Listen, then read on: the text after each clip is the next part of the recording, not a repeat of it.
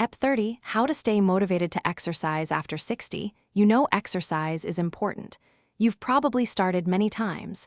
You may have had weeks or even months where you were consistent, and then life got in the way, or your body ached, or it just stopped feeling worth the effort.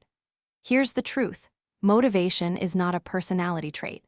It's not something some people have and others don't. It is a state that responds to specific conditions, and those conditions can be created deliberately.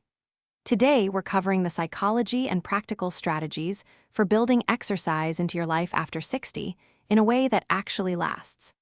Before covering solutions, it's worth understanding why exercise motivation specifically struggles in older adults, because the barriers are real, and acknowledging them is the starting point for solving them. Pain and discomfort. Joint pain, muscle soreness, and fear of injury make exercise feel punishing rather than rewarding.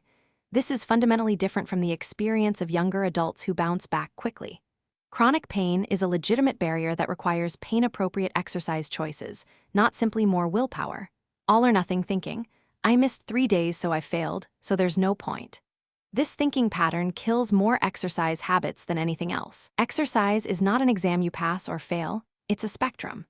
3 walks per week is dramatically better than none. 1 missed week is meaningless over a year. Lack of visible results.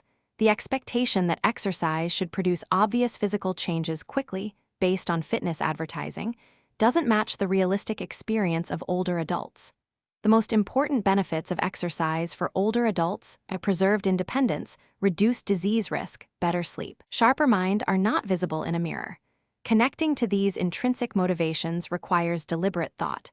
Boredom and routine fatigue. Doing the same thing repeatedly in the same way becomes monotonous. Routine has its place, but without any novelty or progression, exercise becomes a chore. Social isolation. Exercising alone, particularly for people who live alone, offers no social reward. For many people, the social component of exercise is more motivating than the physical component.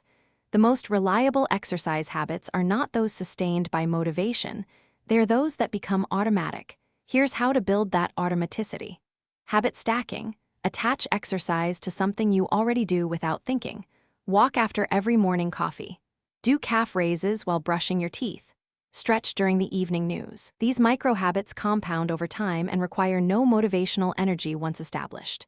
Reduce friction. If going to the gym requires a 20-minute drive, a bag to pack, and a changing room to navigate, it has 6 steps between you and starting. If going for a walk requires putting your shoes on, it has 1. Design your default exercise to be as frictionless as possible. Schedule IT specifically. I'll exercise more is not a plan. I'll walk at 9 a.m. on Monday, Wednesday, and Friday is a plan. Specificity dramatically increases follow-through. Prepare the night before. Lay out your walking shoes and clothes before you sleep. This removes one more decision from the morning, and decisions drain the willpower that you need to get started. One of the most underappreciated keys to long-term exercise adherence is genuinely enjoying the activity. Decades of research on exercise adherence consistently show that intrinsic motivation, doing something because you find it enjoyable, social, or meaningful, produces far more sustained behavior than extrinsic motivation, doing it to lose weight or because your doctor said so. This means that finding the right exercise for you personally is not a luxury, it's a strategic necessity. If you hate the gym, don't use the gym. Walking, swimming, dancing, gardening, tai chi, cycling, aqua aerobics, yoga, all count. All produce the key health benefits. Dancing, in particular, is notable. It combines cardiovascular exercise with balance training, coordination, cognitive challenge, social interaction, and joy. Studies consistently show that dancing improves balance, cognition, mood, and cardiovascular fitness, with exceptional adherence rates because people genuinely enjoy it. Group exercise classes, whether in person or via video, provide structure, social connection, accountability, and instructor guidance. Many community centers and libraries offer senior-specific classes. The wrong kind of goals kill motivation. The right kind sustain it. Focus on process goals, not outcome goals. Walk for 20 minutes 4 times this week is a process goal entirely within your control. Lose 10 pounds in a month is an outcome goal, influenced by many factors you can't fully control.